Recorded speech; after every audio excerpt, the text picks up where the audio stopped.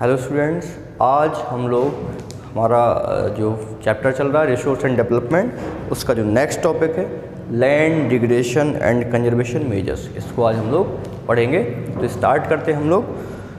We have shared our land with the past generation and will have to do so with the future generation too. तो ये बात एकदम सच है कि हमारे पास जो लैंड आई तो उसको पास्ट जनरेशन ने हमारे साथ शेयर किया और सेम जो हमारे पास है उसको हम फ्यूचर जनरेशन के साथ शेयर करके जाएंगे। अपने हिस्से की ज़मीन लेके तो नहीं जाएंगे ना, साथ में उसको शेयर करके जाएंगे। 95% ऑफ आवर बेसिक नीड, 95% जो हमारी बेसिक नीड है, फूड की, शेल्टर, हमारे रहने की, एंड क्लॉथिंग, ठीक है, कपड़े पहनने की, आर ऑब्टेन्ड फ्रॉम लैंड। ये सब चीज़ें कहाँ से पूरी होती हैं? लैंड से पूरी होती हैं। Human activities have not only brought about degradation of land but have also aggravated the pace of natural force to cause damage to land. Human activities have not only brought about degradation of land. तो जो human activities हैं have not only brought about degradation of land, तो human activities से ना केवल land का degradation हुआ है but have also aggravated the pace of natural force to cause damage to land. Event से क्या हुआ? ऑल्सो एग्रीवेटेड, यानी कि इंक्रीज होना the pace of natural force to cause damage to land. Land को डैमेज करने का जो प्रोसेस है वो इवन वो और फास्ट हुआ है, पहले से ज़्यादा हुआ है। एट प्रेजेंट टाइम पे there are about 130 million hectares of degraded land India. India में 130 हेक्टेयर्स लैंड ऐसी है जो कि डिग्रेडेड है। Approximately 28% of its belong to the category of forest degraded area. और जो टोटल हमारे पास डिग्रेडेड लैंड है उसमें से 28% जो एरिया है वो फॉरेस्ट डिग्रेडेड एरिया। फॉरेस्ट का एरिया जो डिग्रेडेड है वो 28% एरिया है। 56% एरिया जो टोटल जो एरिया जो कि डिग्रेडेड है उसमें 56% जो एरिया है वाटर इरोडेड एरिया है। एंड रेस्ट इज बाकी is affected by saline and alkaline deposit. जो शैलाइन यानी कि जो सॉल्टी या फिर शैलाइन जो और जो एल्कलाइन जो डिपोजिट्स हैं उनके तौर पे वो लोग वैसे हो चुके हैं, मतलब वो लोग यानी कि लैंड उस टाइप की फेलाइन या एल्कलाइन हो चुकी है। फेलाइन एल्कलाइन आप लोगों ने केमिस्ट्री में पढ़ा होगा अच्छे से, ठीक है। तो 56% एरिया जो वाटर इरोडेड है यानी कि जलमग्न है, और बाकी जो एरिया है वो शैलाइन या एल्कलाइन डिपोजिट्स हैं, यानी कि वैसे डिपोजिट्स हैं जहाँ पे लैंड में बहुत ज़्यादा प्रोडक्शन नहीं होगा। Some human activities such as deforestation, इसके अलावा जो कुछ ह्यूमन एक्टिविटी, डिफॉरेस्टेशन की फॉरेस्ट का लगातार डिग्रेड होना, overgrazing, mining, quarrying to have contributed significantly in land degradation. तो इन सब वजह से भी लैंड डिग्रेडेशन हुआ है। माइनिंग साइट्स आर एब्डॉन, ठीक है। तो ये वैसे जो हमने अभी पढ़ा अपन लोगों ने कि कितना एरिया अपने पास वाटर इरोडेड है, कितना एरिया हम लोगों का किस चीज़ में मर्ज, किस चीज़ फॉरेस्ट डिग्रेडेड लैंड है, कितना सारा सैलाइन एल्कलाइन एरिया है, उसको एक चार्ट के मीडियम से, एक वेन डायग्राम के मीडियम से समझाया गया है, ठीक है। आगे देखिए, mining sites are abandon after excavation work is complete. Excavation work यानी कि जो खुदाई का काम है उसको कंप्लीट होने के बाद जो माइनिंग है, माइनिंग साइट्स हैं, उनको फ्री छोड़ दिया जाता है, खुला छोड़ दिया जाता है। लीविंग डीप स्केयर्स, उसमें डीप स्केयर्स यानी कि डीप क्रैक्स पड़ जाते हैं, ट्रेसेस पड़ जाते हैं ऑफ ओवरबर्डनिंग, यानी कि जो माइनिंग साइट्स का ओवर यूटिलाइजेशन हुआ है उसके क्रैक्स उसमें साफ साफ देखने को मिलते हैं। इन स्टेट लाइक झारखंड जैसे स्टेट, छत्तीसगढ़ जैसे स्टेट, मध्य प्रदेश जैसे स्टेट और उड़ीसा जैसे स्टेट, जो कि ऐसे स्टेट हैं जहाँ पे खूब सारा माइनिंग होता है। तो डिफॉरेस्टेशन ड्यू टू माइनिंग, क्योंकि माइनिंग करेंगे वहाँ पर खुदाई करेंगे तो वहाँ फॉरेस्ट को कट किया जाए, क्योंकि जो भी मिनरल्स पाए जाने हैं फॉरेस्ट में पाए जाते हैं, ठीक है, क्योंकि वो वैसे रीजन है जिनका बहुत लंबे समय से अनटचेबल है। तो वहाँ पे इसलिए क्या होता है, एक तो माइनिंग करेंगे, हम लैंड को डिग्रेड कर रहे हैं, मतलब लैंड को हम एक्सकेवेट कर रहे हैं, माइनिंग कर रहे हैं, दूसरा वहाँ पे डिफॉरेस्टेशन भी होता है, ठीक है। तो ये सब ऐसे रीजन है जहाँ पे डिफॉरेस्टेशन हो रहा है due to mining have cause severe land degradation, जिससे सेवर गंभीर तरीके से लैंड का डिग्रेडेशन हो रहा है।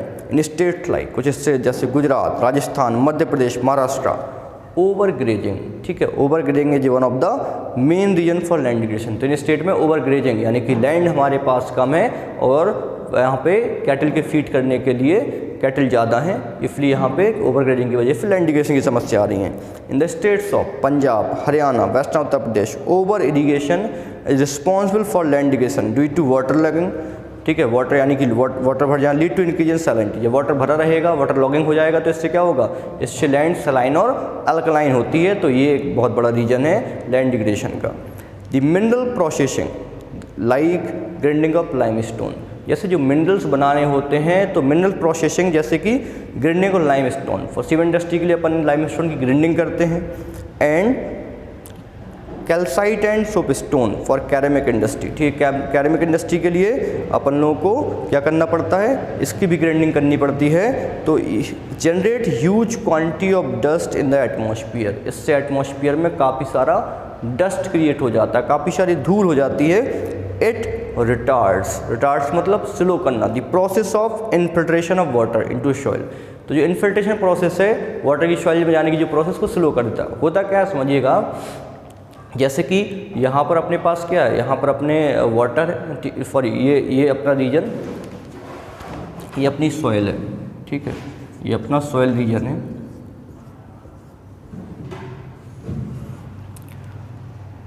अब होता क्या है कि वाटर इसमें जाएगा और डायरेक्ट नीचे, ठीक है, तो इस प्रोसेस को अपन बोलते हैं infiltration process.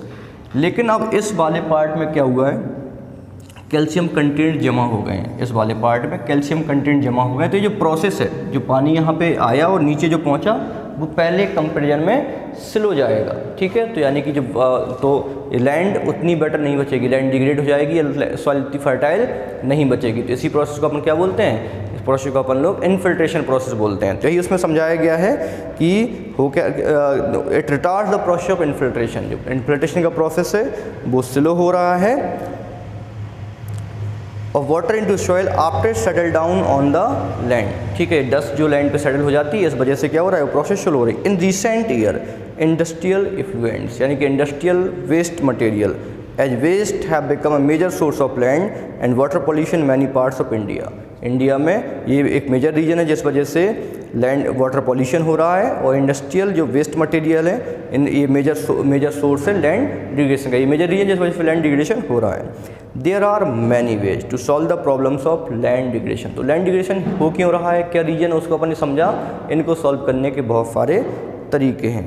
Afforestation and proper management of grazing, afforestation forest का क्या होना, मतलब फॉरेस्ट का डिग्रेड होना, और प्रॉपर मैनेजमेंट, ठीक है, तो अपन मतलब क्या करना है, डिफॉरेस्टेशन नहीं करना है, अफॉरेस्टेशन, ठीक है, यानी कि फॉरेस्ट को डिग्रेड होने से बचाना।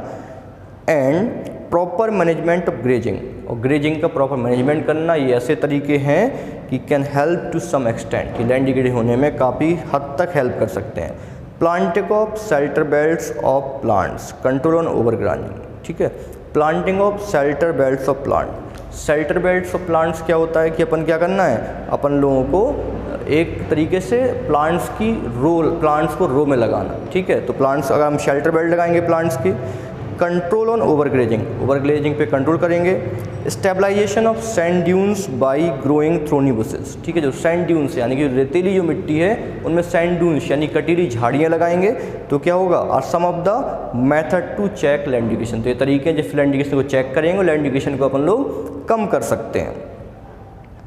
Proper management of waste land का proper management, control of mining activity उनका कंट्रोल, प्रॉपर डिस्चार्ज, जो अपन लोग डिस्चार्ज निकल रहा है उसका प्रॉपर तरीके डिस्चार्ज होना, डिस्पोजल ऑफ इंडस्ट्री जो वेस्ट निकल रहा है उसको अच्छी तरीके से डिस्पोज किया जाना।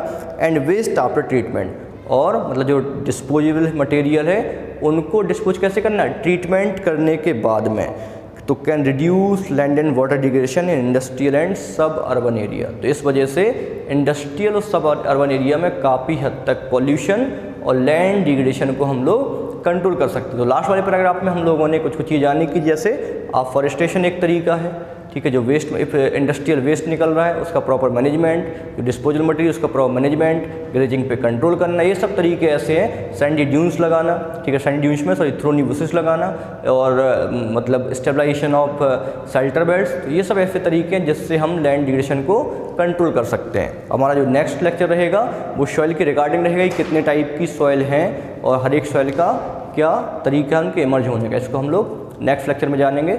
आज के लेक्चर के रिगार्डिंग आपको किसी भी तरह कोई डाउट है, ठीक है, तो आप लोग by call, by message, by comment आप लोग पूछ सकते हैं। लगातार इसको पढ़ते रहिएगा। Okay, thank you so much.